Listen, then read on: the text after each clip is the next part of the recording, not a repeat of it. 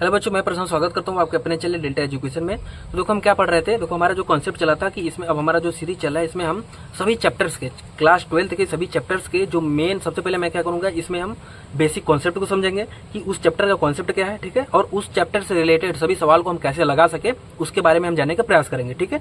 तो उसी कड़ी में हम अपना वीडियो स्टार्ट किए। तो ये आपका क्या है, पहला वीडियो मतलब इसमें देखो हम क्या करेंगे, लिमिट चैप्टर 5 से स्टार्ट करेंगे। चूंकि कॉन्सेप्ट का जो स्टार्टिंग पॉइंट अगर माने तो जो लिमिट से स्टार्ट करके तो आधा गणित आपका समाप्त हो जाएगा। मतलब कि ये लिमिट से स्टार्ट होगा, फिर उसके बाद डिफरेंशिएशन आएगा, उसके बाद फिर एप्लीकेशन और डेरिवेटिव आएगा, उसके बाद फिर इंटीग्रेशन आएगा, इंटीग्रेशन के बाद फिर आपका मतलब कि ऐसा चलते हुए आपका डिफरेंशियल इक्वेशन, मतलब कि अवकल समीकरण, समाकलन के अनुप्रयोग के बाद अवकल समीकरण तक, मतलब ये पूरा आधा गणित, मतलब आधा ज्यादा गणित ये कवर करता है, ठीक है। तो हम सबसे पहले, और इसमें कॉन्सेप्ट भी सबसे ज्यादा लगते हैं, ठीक है, जो कि ज्यादातर लोगों को नहीं पता होते। सवाल तो सभी लगा लेते हैं, जैसे कॉन्सेप्ट नहीं पता होता, ठीक है। जैसे अगर मैं इस चैप्टर की बात करूं, इस चैप्टर में जैसे हम क्या करें, जैसे हम सततता का परीक्षण करते हैं, और सततता का परीक्षण करने के लिए देखो अगर बिंदु दे दिया है तब तो भाई सूत्र हमको पता है भाई, left hand limit, right hand limit, value the function हम तीनों को बराबर कर दें तो एक्स के उस मान पर हमारा क्या हो जाएगा ग्राफ सतत हो जाएगा, ठीक है। ये तो हमको पता था। लेकिन अगर बिंदु नहीं दिया हो तो जैसे बहुत सारे सवाल होते हैं जिसमें बिंदु दिया ही नहीं होता है। जैसे शुरुआती में सवाल दिया है कि भाई सब y बराबर sin x है तो x बराबर पाई बाई 2 पर इसके सततता का परीक्षण करो, तो आप आराम से कर लोगे। लेकिन अगर इसमें बिंदु नहीं दिया है तो क्या करोगे, बिंदु नहीं दिया है तो हम अपने समय क्या करते थे, तो जहां इक्वल टू का साइन दिया है केवल वहीं पे चेक कर लो, हो जाएगा। लेकिन फिर भी फील नहीं आता यार, मैं क्यों, मतलब हमको कैसे पता चलेगा कि नहीं यक्स के इस, अगर बिंदु नहीं दिया है तो हमको कैसे पता चलेगा कि यक्स के किस मान पर हमको सततता का परीक्षण करना है, कैसे करना है, तो उसके लिए सूत्र है। क्यों करना है, इसका ग्राफिक क्या मतलब है, कॉन्सेप्ट हमको पीछे पता ही नहीं है। अगर पता तो अच्छी बात है, एक बार रिवाइज हो जाएगा, आपको कुछ नया सीखने को मिलेगा। तो इसमें मैं क्या करूंगा, ये पहला वीडियो है तो इसमें हम जो कॉन्सेप्ट है ना, कि सबसे पहले हम आराम से बेसिक से चलें। सबसे पहले देखो ग्राफ बनाना मैं आपको बताऊंगा। ग्राफ के लिए बहुत कठिन नहीं, लेकिन इतना ग्राफ आपको आ जाएगा कि आपके अंदर कॉन्फिडेंस जाग जाए, ठीक है। अच्छा, फिर उसके बाद फिर मॉड को तोड़ना बताऊंगा, फिर उसके बाद मॉड को तोड़ना आ जाएगा। उसके बाद ग्राफ आप सीख लोगे अच्छे से। उसके बाद फिर हम आगे लिमिट की आवश्यकता क्यों पड़ी, लिमिट का क्या यूज है, लिमिट से किस तरह का प्रॉब्लम सॉल्व होगा, मतलब लिमिट को इस दुनिया में क्यों लाया गया, ठीक है। हम सबसे पहले उसके बाद फिर वो समझेंगे। जब लिमिट हम समझ लेंगे उसके बाद आएंगे हम अपने कॉन्टिन्यूटी वाले अपने कॉन्सेप्ट पे, ठीक है। तो जो हमारा कॉन्सेप्ट है वो इतना लास्ट में, मतलब करीब 30 मिनट आधे घंटे के बाद आएगा आपको कॉन्सेप्ट, ठीक है। अच्छा, लेकिन उसके पहले हम क्या करेंगे, बेस बनाएंगे। तो सबसे पहले आपको बैठकर आराम से धैर्य के साथ एक बार देख लेना है। एक बार देख लोगे तो गारंटी मेरा है सब कुछ अच्छे समझ में आ जाएगा, ठीक है। रटोगे तो कुछ नहीं आएगा, चूंकि अब देखो 12 में हो, ठीक है। अब पहले वाला वो कहानी नहीं है। अच्छा, आप किसी तरह से आप पढ़ भी लिए तो आगे भी आपको भला नहीं होने वाला है। लेकिन अगर आप एक बार कॉन्सेप्ट समझ लिए ना तो गारंटी मेरी, आप कहीं भी करो, ग्रेजुएशन करो, जो भी करो, आपका एकदम अच्छे से एकदम बेस क्लियर रहेगा, तो आगे जो भी पढ़ोगे मजा आएगा, ठीक है। अच्छा, तो हम इसमें क्या करने वाले हैं, क्या नहीं करने वाले, सब आपको आइडिया लग गया, ठीक है। तो ये आराम से धैर्य के साथ आधा घंटा 40 मिनट जितना भी वीडियो आराम से बैठ के देखो, और ना समझा तो आप कमेंट करके बताना, ठीक है। तो चलो वीडियो स्टार्ट करते हैं, देखते क्या। तो जैसा कि वीडियो के स्टार्टिंग में ही हमने आपको बता दिया है कि इस चैप्टर में हम जो है क्या करेंगे, सातत्यता, मतलब कि कंटिन्यूटी का जो बेसिक है ना उसको हम इसमें जानने का प्रयास करेंगे। प्रयास का मतलब है कि इसमें हम सीखेंगे कि कंटिन्यूटी क्या है, क्या क्यों करते हैं। देखो सबसे पहले हम सीखेंगे कि भाई साहब इसका मतलब क्या है, उसके बाद हम क्यों पढ़ते हैं, और अच्छा इसको पढ़ रहे हैं तो इससे क्या सिद्ध हो जाएगा, मतलब इससे हम किस प्रकार की समस्याओं को हम हल करने वाले हैं, ठीक है। अच्छा, दूसरा चीज मैं देखो आपको पहले से बता दे रहा हूं कि यदि आप सवाल देखो, अगर आप कंटिन्यूटी वाला सवाल आप पहले ही लगाए होगे, ठीक है, तो उसमें आपको समस्या क्या होती होगी कि देखो अगर बिंदु दिया है तब तो आप सोल्यूशन लगा लेते हो, लेकिन अगर बिंदु नहीं दिया तब आप कहते हो कि भाई साहब इक्वल टू का जहां साइन है बस उसी पर कंटिन्यूटी निकाल के बराबर कर दो और हमारा हो गया।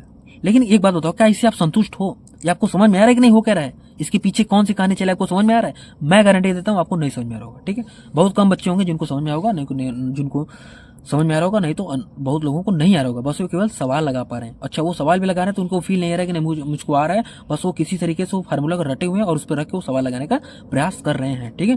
तो देखो इसमें हम वो बिल्कुल नहीं करेंगे। इस वाले जो वीडियो है इसमें हम क्या करेंगे, सबसे पहले कंटिन्यूटी का एकदम बेसिक सीखेंगे, फिर उसके बाद जो नेक्स्ट चैप्टर आएगा, जो नेक्स्ट वीडियो आएगा, उसमें हम कंटिन्यूटी एक ही वीडियो में पूरा देख लेंगे कि कंटिन्यूटी से रिलेटेड हम क्वेश्चन को कैसे सॉल्व करें, कोई दिक्कत जी नहीं। तो इसमें हम क्या करेंगे, देखो मेरा मुद्दा है कि हम इसमें जो हम क्या करने वाले समझ में आएगा, ठीक है। तो देखो, तो कंटिन्यूटी तक पहुंचने के लिए हम सबसे पहले देखो, उससे पहले कुछ बेसिक चीजें होती हैं, हम सबसे पहले उस बेसिक चीजों का ध्यान देंगे। ये बेसिक चीजें वो चीजें हैं कि अगर ये सब आपको आ रहा है तो आपके अंदर का जितना भी डर है वो समाप्त हो जाएगा। चैप्टर समाप्त हो जाएगा। मतलब कि देखो जो कंटिन्यूटी वाले चैप्टर है वो कहीं ना कहीं देखो डायरेक्ट ग्राफ से रिलेटेड है। ग्राफ मतलब ये कंटिन्यूटी वाले चैप्टर नहीं है। कंटिन्यूटी हो गया, डिफरेंशियबिलिटी हो गया, फिर डिफरेंशियबिलिटी के बाद डिफरेंशिएशन के बाद एप्लीकेशन और डेरिवेटिव, मतलब कि कॉलेज के अनुप्रयोग वाला जितना चैप्टर है उसके जो 3-4-5 चैप्टर है, ठीक है, उसमें सभी में मैक्सिमा मिनिमा हो गया, आपका टेंजेंट एंड नॉर्मल होगा, सभी पे ग्राफ बनता है। ठीक है, तो कहीं ना कहीं इसका ग्राफ का रोल है। अब ऐसा नहीं कि अब आपको ग्राफ ना है तो आपको नहीं कर पाओगे, लेकिन ऐसा भी नहीं है कि आपको ग्राफ बहुत कठिन है, आपको सीखने की जरूरत नहीं है। सीख लोगे तो आपके अंदर कॉन्फिडेंस रहेगा, प्लस आपको सवाल डायरेक्टली दिखाएगा कि नहीं एक्चुअली में हो क्या रहा है। ठीक है, तो सबसे पहले हम क्या करेंगे, इसमें हम सबसे पहले ग्राफ सीखेंगे, उसके बाद फिर हम सीखेंगे कि लिमिट क्या है, क्योंकि हमको कंटिन्यूटी सॉल्व करने के लिमिट पढ़ना पड़ेगा। और कैसे ग्राफ से, देखो ग्राफ में लिमिट की आवश्यकता के ऊपर ही हम वो सीख लेंगे। जब लिमिट समझ में आ जाएगा उसके बाद फिर उसी लिमिट का उपयोग हम क्या करेंगे, कंटिन्यूटी में करेंगे। ठीक है, तो कैसे सीक्वेंस क्या रहने वाला है वो समझ में आया। ठीक है, तो सबसे पहले हम क्या करते हैं, तो हम ग्राफ स्टार्ट करते हैं। ग्राफ स्टार्ट करने के लिए देखो बहुत सिंपल सी चीज है। आप कक्षा जब 10 में थे तो बस जिस हिसाब से आपने ग्राफ बनाया था सरल रेखा का, उसी हिसाब से सभी ग्राफ बनते हैं। मतलब कि देखो, मतलब यह है कि देखो हम एकदम एग्जैक्टली वो एकदम इंची लेकर नाप कर, मतलब कि स्केल लेकर एकदम नाप कर अच्छे वाला ग्राफ नहीं बनेंगे।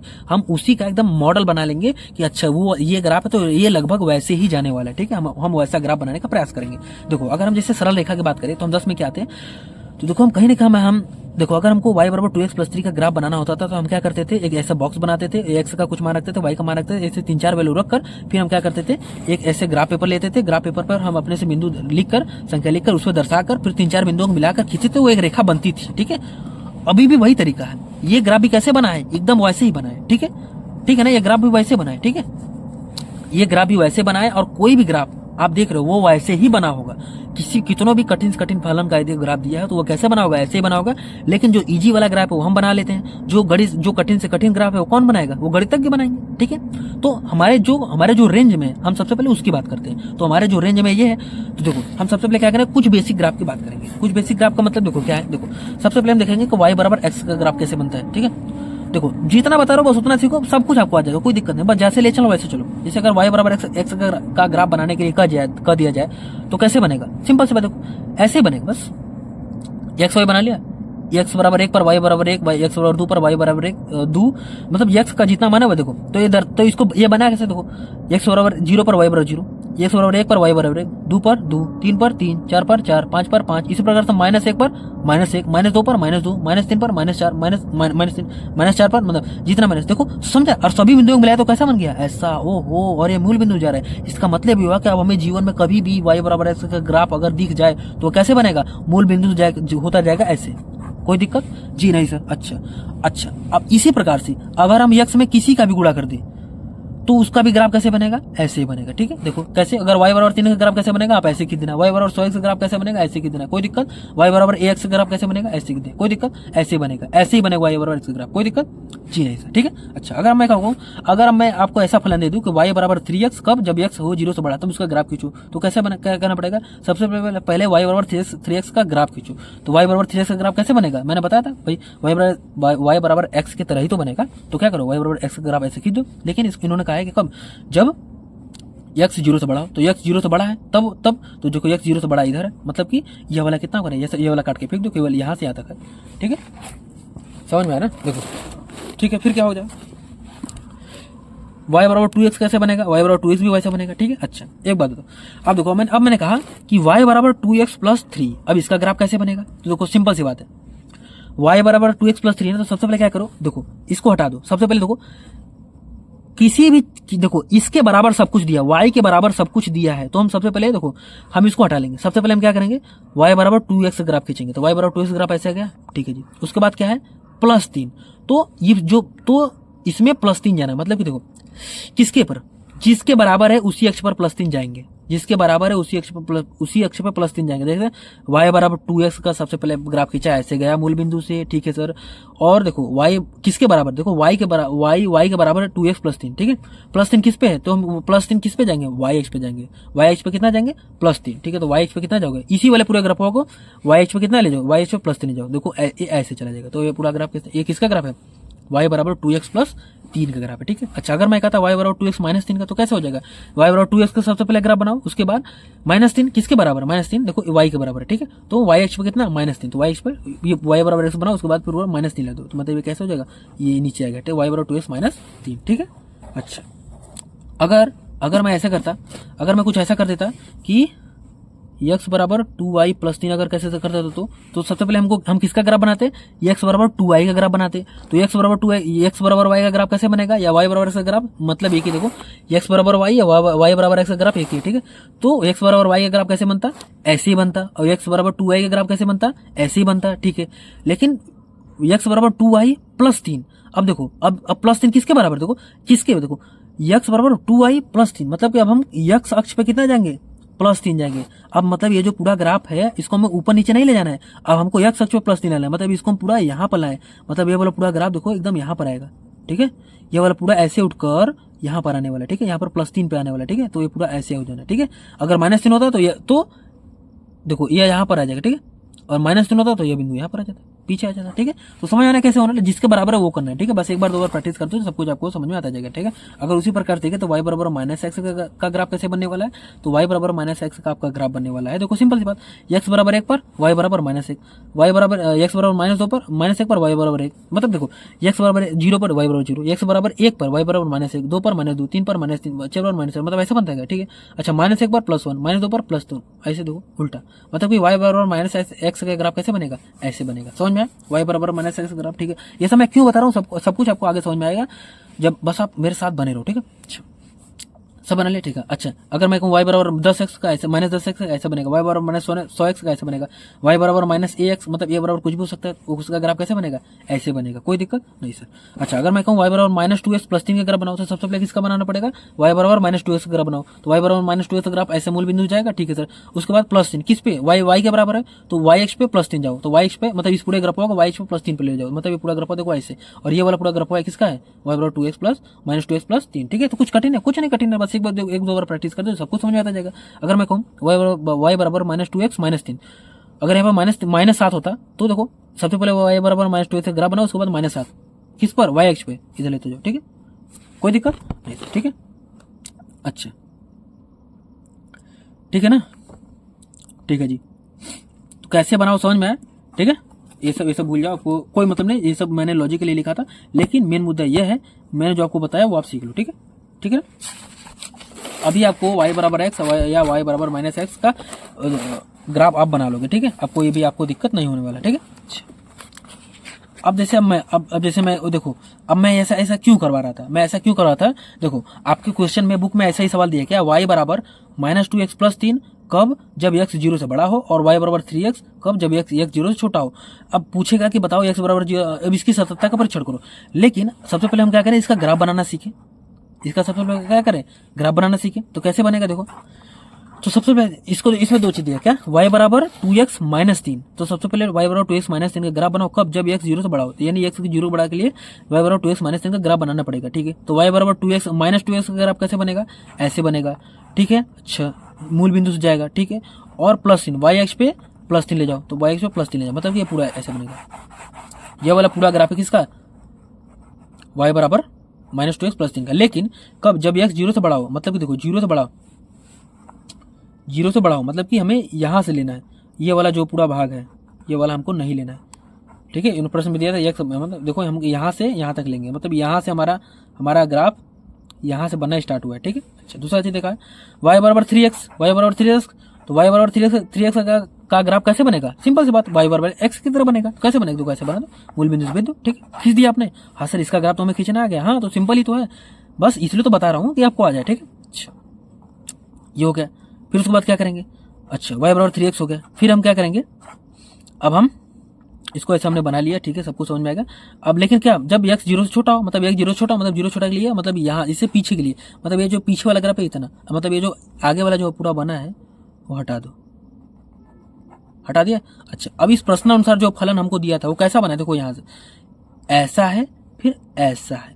अब देखो यह जो फलन है x बराबर 0 पर क्या है, असतत है, क्यों, देखो टूटा हुआ है, आप बिना हल किए ही बता सकते हो, इसलिए कहता हूँ सबसे पहले क्या करो, सबसे पहले आप ग्राफ बनाना सीखो। तो ग्राफ बहुत बेसिक चीज है, एक बार सीख लोगे तो सभी जगह काम देगा, ठीक है। अच्छा, छोटा छोटा चीज बस ध्यान देते रहो, ठीक है। अच्छा, एक चीज और, अगर मैं कहूँ कि x बराबर 2 का ग्राफ बनाओ, तो x बराबर 2 का ग्राफ कैसे बनेगा? x बराबर 2 का मतलब है कि y का कुछ भी मान रखो, x बराबर 2 ही आएगा। मतलब देखो, अगर हमारा ये अक्ष है, या x अक्ष है, y अक्ष है, तो y का मान कुछ भी रखो, मतलब कि देखो हम इसको ये भी लिख, प्लस 0 इंटू वाई, ऐसा भी तो लिख सकते हैं, 0 इंटू वाई लिख दिया। अच्छा, y बराबर हम y बराबर 0 रखें तो x बराबर 2, y बराबर 1 रखें तो y बराबर कुछ भी रख दें तो x बराबर, देखो कुछ भी रखते हैं y x बराबर 2 आएगा। 2 y बराबर 1 2 3 10 50 रखे तो भी y बराबर 2, माइनस रखे तो भी 2, कुछ भी रखे 2 ही आने वाला है, ठीक है। तो इस हिसाब से x बराबर 2 का ग्राफ कैसे बनेगा? ऐसे बनेगा। मतलब x बराबर 1 का ग्राफ कैसे बनेगा? ऐसे बनेगा। x बराबर माइनस 2 का ग्राफ ऐसे बनेगा, ठीक है। और y बराबर 2 का ग्राफ ऐसे बनेगा, y बराबर माइनस 2 का ग्राफ ऐसे बनेगा। कोई दिक्कत जी नहीं सर। अच्छा, एक बार आप उसे और रिवाइज कर लेना तो आपको समझ में आ जाएगा मैटर, ठीक है। अच्छा, ये भी समझ में आ गया। अब क्या होगा? अब इसके बाद हम क्या करें? अब हम परवलय की बात करेंगे। अब परवलय का ग्राफ कैसे बनेगा? देखो, परवलय का ग्राफ बनाने के लिए देखो सबसे पहले दो चीज देखना है। तो परवलय का जैसे सूत्र का होता है y बराबर 4x स्क्वायर, तो मतलब हम ऐसा मान के चलेंगे जो परवलय का जो मूल है वो क्या है? y बराबर x स्क्वायर के रूप का होगा, ठीक है, या x बराबर y स्क्वायर के रूप का होगा। मतलब दो ही कंडीशन हो सकता है, क्या? y बराबर x स्क्वायर या x बराबर y स्क्वायर, ठीक है। तो इसका ग्राफ बनेगा कैसे? ग्राफ तो इसका यू आकार का बनता है, लेकिन मुंह किधर होगा? ऐसे होगा, ऐसे होगा, ऐसे होगा, ऐसे होगा। इसके लिए हम छोटा सा समझेंगे। क्या? देखो, सबसे पहले हम दो चीज करना है। क्या? एक्स स्क्वायर मतलब बड़ी घात, देखो एक्स स्क्वायर नहीं, चाहे एक्स हो या वाई हो, सबसे पहले हमको क्या करना है कि बड़ी घात को क्या करना है? पॉजिटिव करना है। बड़ी घात कैसा होना चाहिए? पॉजिटिव होना चाहिए। मतलब कि अगर इधर निगेटिव का साइन है तो हम किधर भेजेंगे? छोटी घात की साइड भेज देंगे, ठीक है। और छोटी घात का तो जो छोटी घात का जो चिन्ह होगा ना, उसी की तरफ परवलय का क्या होगा? मुंह होगा। देखो, इसमें कहने का मतलब है कि बड़ी घात को क्या करो? पॉजिटिव करो। बड़ी घात के गुणांक को पॉजिटिव करो, ठीक है। तो जो छोटी घात का जो साइन होगा, परवलय का मुंह किस ओर होगा? उसी ओर होगा। इसका कहने का मतलब है, जैसे अगर मैं कहूं कि y बराबर x स्क्वायर का ग्राफ कैसे बनेगा, तो इसके लिए सबसे पहले हमको क्या करना पड़ेगा कि जो बड़ी घात को क्या करना पड़ेगा? अकेला करना पड़ेगा, ठीक है सर। बड़ी घात को पॉजिटिव करना पड़ेगा। तो बड़ी घात को अगर हम पॉजिटिव करें तो मतलब इधर पॉजिटिव है ही, ठीक है सर। अब इसके बाद फिर छोटी घात क्या है? y है। तो y का साइन क्या है? देखो प्लस y है, ठीक है। अगर यहाँ पर माइनस y नहीं, यहाँ पर प्लस y है। मतलब कि परवलय है तो इसका आकार यू, तो इसका जो शेप होगा वो यू आकार का होगा, ठीक है। दूसरा चीज ये है कि इसका जो मुंह किधर होगा? प्लस y अक्ष की होगा और होगा, ठीक है। कोई दिक्कत नहीं सर। मतलब देखो, इसका मुंह कैसे होगा? देखो, प्लस y अक्ष की ओर ऐसे होगा, ठीक है। अगर मैं यहीं पे कहता y बराबर माइनस एक्स स्क्वायर, तो क्या हो जाता? तो ये हो जाता कि सबसे पहले हमको क्या करना था? बड़ी घात के पॉजिटिव करो। तो पॉजिटिव कब होगा? जब इसको इधर भेज दो, तो यहाँ क्या हो जाएगा? माइनस वाई बराबर एक्स स्क्वायर। अब देखो, ये पॉजिटिव हो गया, लेकिन जो परवलय का मुंह होगा, छोटी घात के साइन किस तरफ होगा? जो छोटी घात क्या है? y है, और y का साइन क्या है? निगेटिव है। निगेटिव क्या है? निगेटिव y है। निगेटिव y मतलब कि निगेटिव ऑफ y अक्ष की ओर क्या होगा? y बराबर माइनस एक्स स्क्वायर का साइन होगा। मतलब कि कुछ ऐसे बनेगा। कुछ कठिन है? समझ में आया? ठीक है सर, समझ में आया। एक बार और रिवाइज करके देखिए, ठीक है। अच्छा, अब देखो सिंपल सी बात, मूल बिंदु जाना। अगर मैं कहूँ y बराबर 2x स्क्वायर का खींचो तो ही ऐसे खींचेगा, y बराबर 100x स्क्वायर का खींचो तो भी ऐसे खींचेगा, ठीक है। समझ में आया? ठीक है। अगर मैं कहूँ y बराबर 2x स्क्वायर प्लस 3 का खींचो तो क्या होगा ना? तो सबसे पहले y बराबर 2x स्क्वायर का खींचो, तो सबसे देखो इसमें y बराबर 2x स्क्वायर का कैसे बनेगा? बड़ी घात, इसको बराबर है, तो बड़ी घात क्या है? पॉजिटिव है। तो इधर इसके तो साइन किसका मुंह किधर होगा? प्लस वाई अक्ष, प्लस वाई इधर प्लस वाई है, मतलब प्लस वाई अक्ष की ओर होगा, तो ऐसे बनेगा। प्लस 3 है, किसके बराबर? वाई के बराबर है प्लस 3, वाई के बराबर प्लस 3 है ना, तो वाई अक्ष पे पूरी वाले जो ग्राफ बना है इस पूरे को वाई अक्ष पे ले जाओ, ऐसे हो गया वाई, ठीक है। इसी हिसाब से आप देख लेना, ठीक है। अगर मैं कहूँ, देखो वही इसमें मैंने कहा y बराबर माइनस एक्स स्क्वायर प्लस 2, ठीक है। तो सबसे पहले हमको क्या करना है? बड़ी घात को पॉजिटिव करना है, तो y बराबर माइनस एक्स स्क्वायर का सबसे पहले इसको ले, तो सबसे पहले इसका ग्राफ खींचना पड़ेगा। तो इसके लिए क्या करो? इसको इधर भेजो, तो माइनस वाई बराबर एक्स स्क्वायर, मतलब कि बड़ी घात के गुणांक को हमने पॉजिटिव कर लिया। उसके बाद तो जो ये छोटी घात है उसका कितना है? माइनस वाई आ रहा है, तो माइनस वाई आ रहा है, तो क्या करना पड़ेगा? मतलब इसका जो साइन होगा माइनस वाई अक्ष की ओर होगा, तो माइनस वाई अक्ष की ओर। फिर बना लिया ना, मूल बिंदु जाने वाला है। फिर क्या है? इस पूरे बने बनाए ग्राफ को कितना है? +2, तो इस +2 पे भेज दो, मतलब कि ऐसे आ जाएगा, ठीक है। कोई दिक्कत? एक बार दो बार देखो, आएगा समझ में, ठीक है। अच्छा, अगर मैं कहूँ y बराबर एक्स स्क्वायर, अगर मैं कहूँ y बराबर एक्स बराबर वाई स्क्वायर, अच्छा तो क्या होगा? देखो इसमें क्या है? बड़ी घात y वाला है, ठीक है। तो मुंह किधर होगा? छोटी घात की ओर होगा। छोटी घात क्या है? x प्लस एक्स, ठीक है, प्लस एक्स है, प्लस एक्स है, मतलब जो छोटी घात का साइन होगा प्लस एक्स होगा। देखो प्लस एक्स अक्ष को हमने क्या किया, ऐसा बना दिया, कोई दिक्कत, मुंह इधर हो गया, कर दिया हमने। अच्छा एक्स देखो हमने क्या, एक्स बराबर वाई स्क्वायर प्लस 2 कर दिया, तो इसका ग्राफ कैसे बनेगा, तो सबसे पहले एक्स बराबर वाई स्क्वायर का ग्राफ बनाना पड़ेगा। कैसे बनेगा, ऐसे ही बनेगा, छोटी घात की तरफ, छोटा घात क्या है प्लस एक्स है, तो मुंह किधर होगा, प्लस एक्स अक्ष की होगा, ठीक है, ऐसा बना दिया। फिर प्लस 2 कर दो, तो इस जो बना बनाया ग्राफ हुआ है, फिर प्लस 2 करना है, तो किसके, एक्स के बराबर है, मतलब कि एक्स अक्ष पर प्लस 2 करना पड़ेगा, एक्स अक्ष पर प्लस 2 कर दो, यहाँ पर आ जाएगा, मतलब पूरा बना बनाया ग्राफ यहाँ से जाएगा, कोई दिक्कत ऐसे। उसी प्रकार का एक्स बराबर माइनस वाई स्क्वायर, तो सबसे पहले हमको क्या करना पड़ेगा, जो बड़ी घात का गुणांक है उसको पॉजिटिव करना पड़ेगा, तो इसको इधर ला दो, ये देगा माइनस एक्स बराबर वाई स्क्वायर। अच्छा तो जो इस घात जो इस परवलय का मुंह उधर किधर होगा, माइनस एक्स अक्ष की ओर होगा, तो माइनस एक्स अक्ष की कर दिया, ठीक है, ऐसे हम करके इसको बना लेंगे, ठीक है, समझ में आना मैं क्या करूंगा, ठीक। दूसरा चीज देखो, अब दूसरा चीज देखो, सबसे मेन चीज है क्या, परवलय को तोड़ना। अब देखो मोड को तोड़ना, अब मोड को तोड़ना अगर सीख लिए तो हमारा आधा काम इसमें हो जाता है। देखो बहुत सारे क्वेश्चन भी इसमें दिए हैं, क्या मोड से रिलेटेड बहुत सारे क्वेश्चन दिए हैं, ठीक है, तो हम इसमें क्या करेंगे, मोड को तोड़ना सीखेंगे। तो मोड को कैसे तोड़ेंगे भाई सब, देखो मोड के तोड़ने के लिए एक सिंपल से नियम है, क्या, देखो मोड का जब भी तोड़ना हो, ऐसा देखो ऐसा कोई फलन दिया रहेगा, देखो सबसे पहले एक ऐसा बॉक्स ऐसा चिन्ह दिया रहेगा, इसके अंदर कुछ लिखा होगा, कोई भी बड़ा फलन हो, उसको हम सबसे पहले एक बॉक्स में बंद कर लेंगे, ठीक है। उसको तोड़ेंगे कैसे, तोड़ेंगे ऐसे इक्वल टू साइन देकर, ये पूरा बॉक्सवा प्लस साइन के साथ आएगा, कब, फिर कॉमा लगा के, यदि ये पूरा बॉक्सवा 0 से इक्वल टू इसके बड़ा हो, ठीक है, पहला कंडीशन। फिर माइनस चिन्ह के साथ आएगा क्या, पूरा बॉक्सवा जब यह 0 से छोटा हो, ठीक है। अब एक हम तोड़ के देखते हैं, देखो अभी टूटे कैसे, जैसे ये ऐसा क्वेश्चन आपको दिया है क्या, मॉड 2x + 3 ये आपको दिया है। अब इसको हम तोड़ें कैसे, अगर हम इसको इस रूप में तोड़ें कैसे टूटेगा, देखो कैसे टूटेगा, हम जो अंदर लिखा है उसको एक बॉक्स मान लिया, ठीक है सर, बॉक्स मान लिया, ठीक है मान लिया। अब इस बॉक्स को देखो हम तोड़ रहे हैं, कैसे टूटेगा, ये पूरा बॉक्सवा कैसे आएगा, पहले बार प्लस चिन्ह के साथ आएगा, कामा लगा के, ये वाला पूरा बॉक्सवा 0 के ग्रेटर देन इक्वल टू बराबर हो, ठीक है। फिर ये पूरा वाला बॉक्सवा माइनस चिन्ह के साथ आ जाएगा, कब, जब ये 0 से छोटा हो, ठीक है। अब क्या करो, अब इसी को हल कर लो, इसको हल करोगे तो ये तो वैसे रहेगा, लेकिन अगर इसको हल करोगे तो इसको इधर भेज दो, तो -3/2 मतलब कि x जब -3/2 से क्या हो, बड़ा हो, ठीक है, या बराबर हो, ठीक है। और दूसरा चीज देखो, इसमें माइनस से गुणा कर दो, तो माइनस ये हो जाएगा, x जो है -3/2 से क्या हो, छोटा हो, ठीक है। अच्छा अगर आप इसका ग्राफ बनाओ तो क्या हो जाएगा, देखो y, और देखो जो कोई भी फलन हो आप उसको क्या मानोगे, ओवरऑल y के बराबर मानोगे, कोई भी फलन क्या है, y के बराबर है, ठीक है। अच्छा मतलब ये जो क्या है y बराबर है, मतलब y बराबर 2x + 3 है, कब, जब x इतना है, मतलब कि सबसे पहले हमको y बराबर 2x + 3 का ग्राफ तो खींचने आना चाहिए, और यह तो हमने आपको बताया ही है क्या, कि y बराबर 2x का सबसे पहले ग्राफ खींचो, कैसे जाएगा, यहाँ पे जाएगा 2x + 3 किसके बराबर, y के बराबर है, मतलब ये पूरे बनाए ग्राफ को ऊपर भेज दो, y बराबर 2x + 3 का ग्राफ ऐसे जाएगा, ठीक है सर। उसके बाद y बराबर -2x - 3, सबसे पहले किसका ग्राफ खींचेंगे, y बराबर -2x का खींचेंगे, तो y बराबर -2x का ग्राफ कैसे जाएगा, -x का ग्राफ ऐसे जाएगा। उसके बाद -3, लेकिन -3 किस अक्ष पे, किसके बराबर है, y के बराबर है, मतलब y अक्ष पे -3, y अक्ष पे -3 नीचे आएंगे, तो मतलब पूरा वाला ग्राफ ऐसे जाएगा, नीचे जाएगा, ठीक है। लेकिन हम लेंगे कहाँ से, जब इस वाले को लेंगे हम, जब -3/2 से बराबर है बड़ा हो तो ये वाला ले लिया, पहले का काट दिया, और जब -3/2 से छोटा हो तो हम क्या करेंगे, इसको छोड़कर इसको नहीं लेंगे, यहाँ से इसे पहले तक पूरा ले लेंगे, इसको हमने क्या मिटा दिया, और देखो हमारे ये वाला पूरा ग्राफ बन गया, क्या देखो एक ऐसे आया और यहाँ से गया, ये हमारा पूरा ग्राफ बन गया, और x बराबर -3/2 पर क्या है, असतत है, टूटा हुआ है, कोई दिक्कत, समझ में आया जी सर, समझ में आ रहा है बिल्कुल, ठीक है जी, ठीक है, बस वही आपको समझाने का प्रयास कर रहा था। अब देखो फिर क्या है, और क्या है इसमें, देखो एक होता है मॉड फलन का ग्राफ, देखो मॉड को तोड़ना आपने सीख लिया, और उससे रिलेटेड ग्राफ कैसे बनाओगे, ठीक है।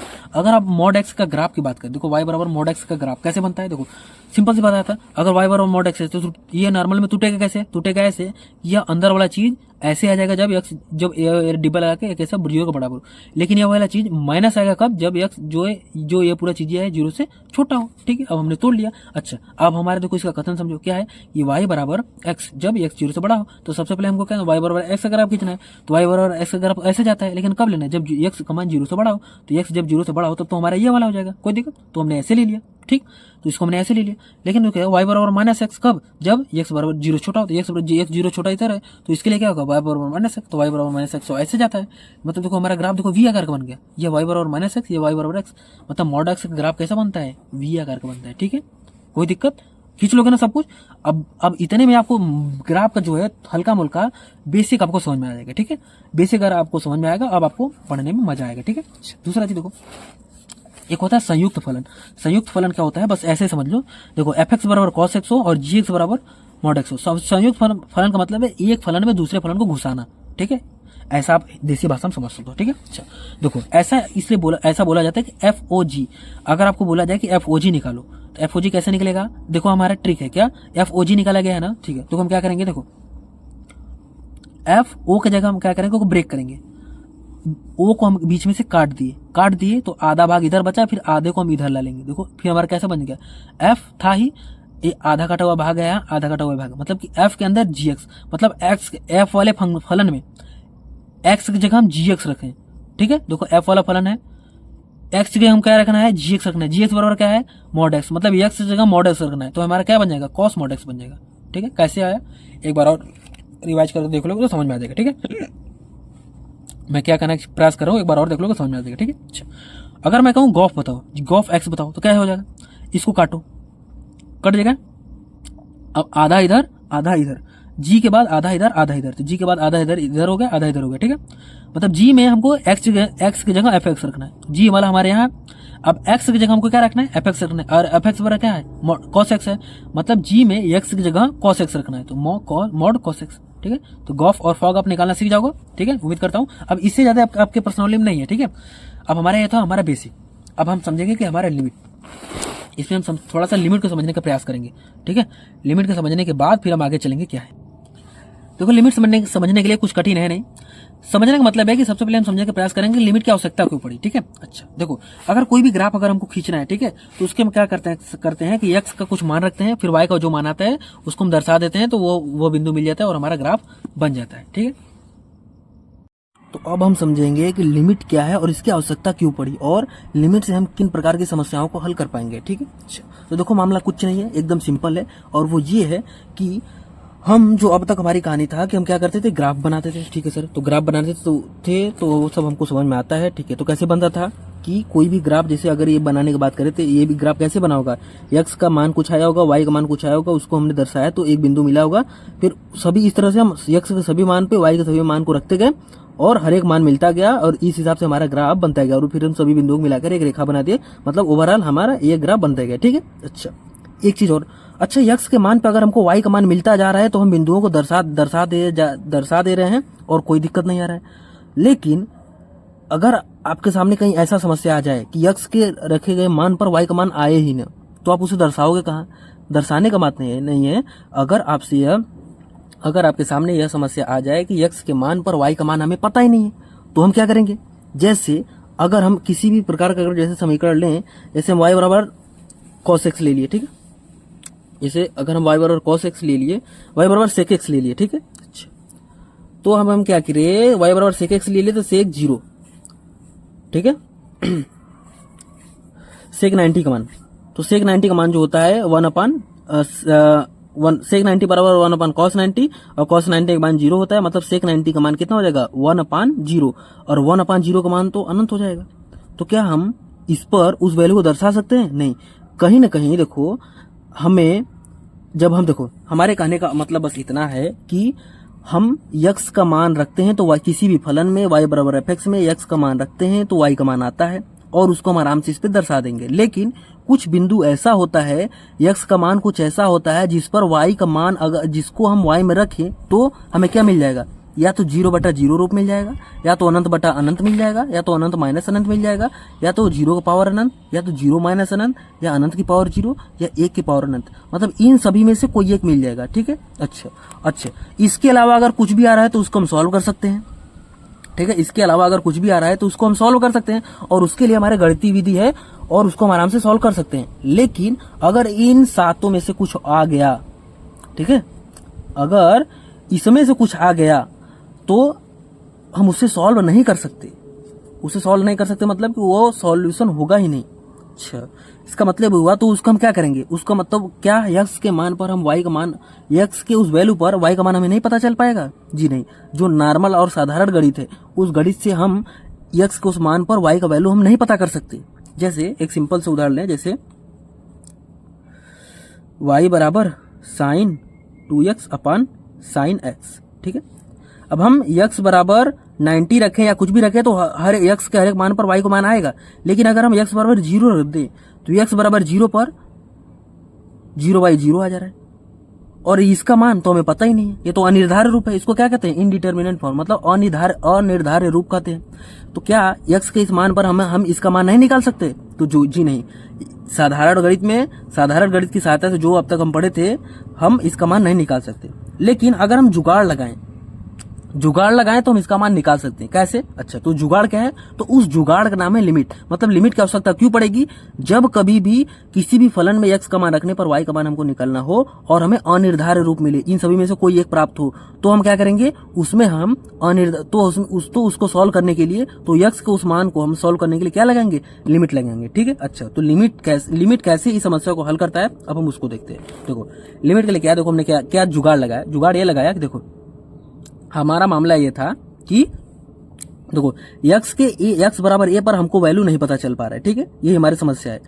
तो हम क्या करेंगे ना, x बराबर a पर नहीं मिल रहा है ना, जब x बराबर a पर नहीं मिला है, ठीक है, कोई दिक्कत नहीं, x बराबर a पर पता नहीं कितना आ रहा है, लेकिन x बराबर a माइनस, अगर हम a से जरा सा पहले जाए, x से a से जरा सा पहले जाए, अगर उसको इसमें रखें तब तो इसका कुछ वैल्यू आएगा ही, चूंकि ये केवल x बराबर a पर ही है, इसका मान पता नहीं है। लेकिन उससे अगर थोड़ा सा पहले आए तो भी कुछ मान होगा, और थोड़ा सा बाद आए तो भी कुछ मान होगा। ठीक है। अच्छा, तो हम कितना पहले जाए? हम इतना पहले जाएं कि ये लगभग 0 के बराबर पहले जाए। मतलब कि देखो इससे हम कितना पहले गए? यश पीछे गए, और यश को हमने क्या माना है? 0.00000000001।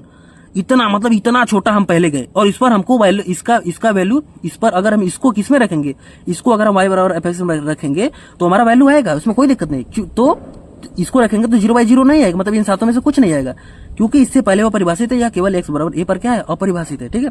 अच्छा, तो हमने देखो क्या किया, हमने देखो मान निकाला क्या, x बराबर a माइनस h, मतलब h को हम देखो h का मान इतना होता है, और ये कितना है? लगभग टेंडिंग टू 0 है। यह मान लगभग 0 के बराबर नहीं है, तो ये हम इसको यस टेंडिंग टू 0 कहते हैं। ठीक है। अच्छा, x का मान कितना है? लगभग 0 के बराबर है। 0 नहीं है, 0 लगभग 0 के बराबर है, मतलब हम लगभग 0 के बराबर पीछे आए, और हल्का सा पीछे आने पर हम यहाँ पर मान निकालिए, और हल्का सा आगे जाने पर हम मान निकालेंगे। ठीक है।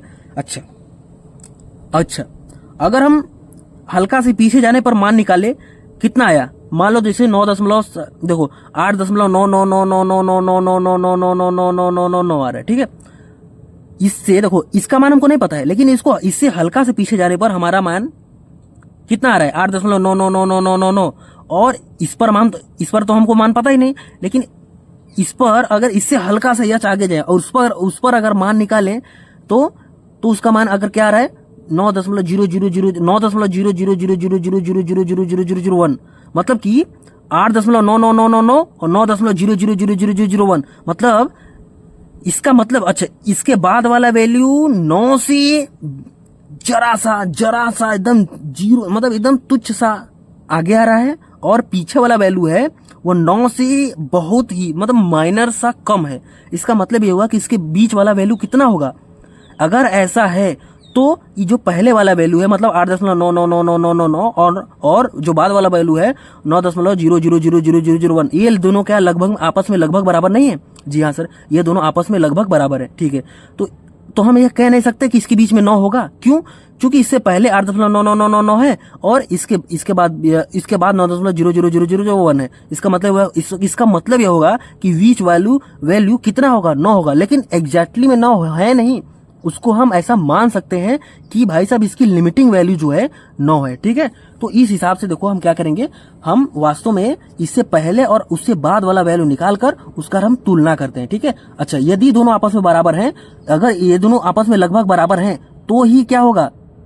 तो ही इनके बीच वाला, तो हम क्या कहेंगे, तो ही इनके बीच वाला मान निकल सकता है। क्योंकि देखो यहाँ 8.9999 और 9.0001 है, तो ही हम कह सकते हैं कि ये दोनों वैल्यू किसके लगभग करीब है? ये दोनों वैल्यू जो है 9 के करीब है, तो हम अपने से मान लेंगे कि इसका जो लिमिटिंग वैल्यू होगा कितना होगा? 9 होगा। लेकिन अगर ये 8.999 आता और यह 7.678 ऐसे आता, लेकिन तो इतना बड़ा हो गया ना, मतलब ये दोनों वैल्यू जो है आपस में बराबर नहीं है, तो हम कह सकते हैं, तो इससे हम इसका लिमिटिंग वैल्यू ज्ञात नहीं कर सकते। ठीक है। अच्छा, तो उस केस में इसका वैल्यू नहीं पता चलेगा। ठीक है। अच्छा, तो अब देखो हम क्या करने वाले हैं, पता चला। ठीक है। अच्छा, दूसरा चीज देखो, वही चीज है क्या, देखो हमने x बराबर a पर इसका मान निकाला, तो क्या होगा? f होगा, वो कहाँ होगा नहीं पता। ठीक है।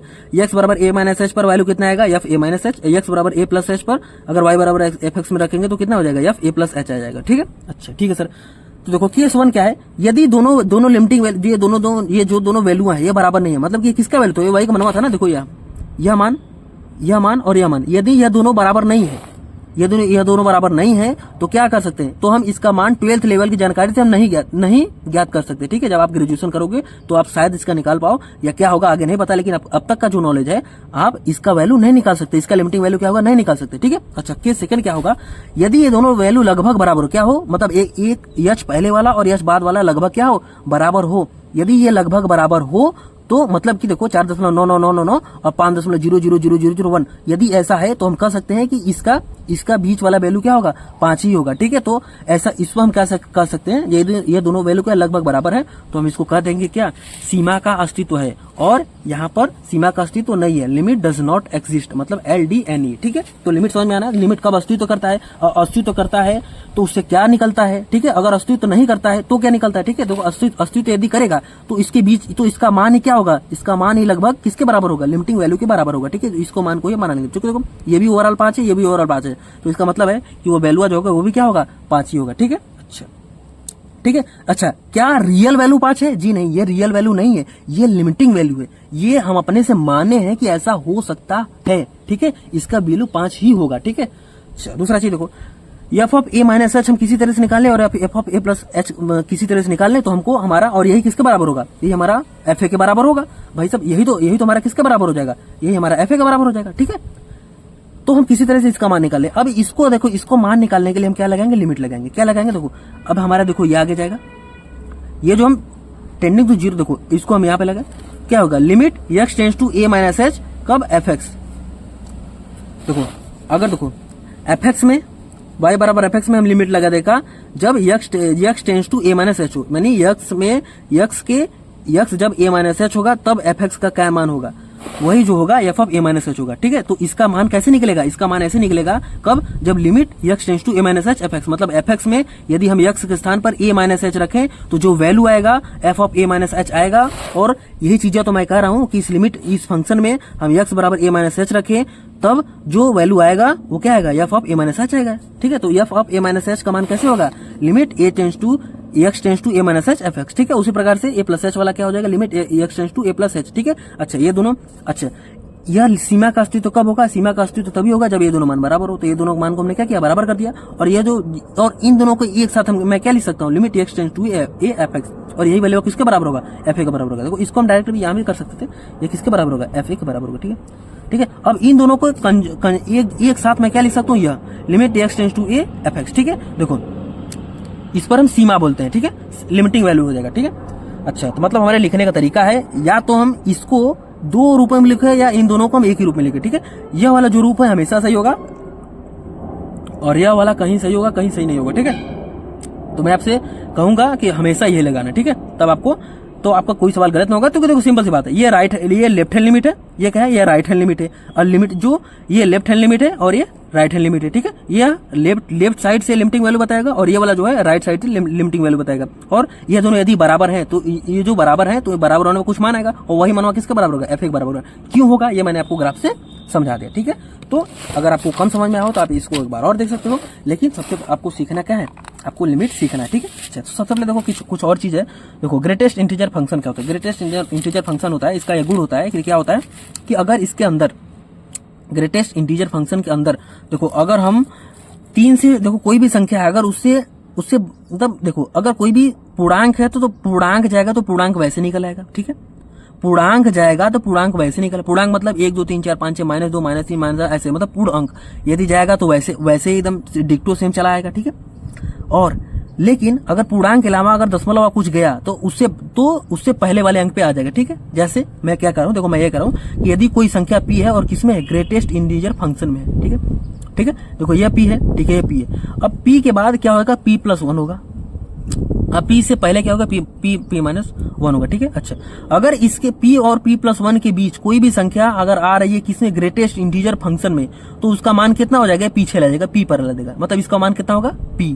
अच्छा इसमें भी वही सीन है, क्या अगर इन दोनों के बीच में अगर कोई संख्या आ रहा है किसमें, ग्रेटेस्ट इंटीजर में, तो इसका मान कितना हो जाएगा, p -1। जैसे अगर मैं कहूं कि 3.126 का मान कितना हो जाएगा, 3.126, अगर 3.126 यहाँ पर है तो इधर कहीं 3 होगा, तो इसका मान कितना हो जाएगा, 3 हो जाएगा। ठीक है, अच्छा अगर मैं कहूँ -2.999, तो इधर देखो यहाँ पर -2, यहाँ पर -3 होगा। ठीक है, तो -2.99 ने यहाँ पर होगा। ठीक है, तो -2.9 आ रहा है किसमें, ग्रेटेस्ट इंटीजर में, तो कहाँ जाएगा, पीछे जाएगा। तो मतलब इसका मान कितना आ जाएगा, -3। समझ में आया ना कैसे निकला ग्रेटेस्ट इंटीजर फंक्शन मान क्या है। देखो इतना ही, अगर नहीं आता कोई दिक्कत नहीं, सीख लो क्या होता है, इतना ही होता है। ठीक है, फिर देखो क्या है, अगर इसका मान रखे तो देखो इसका ग्राफ कैसे बनता है।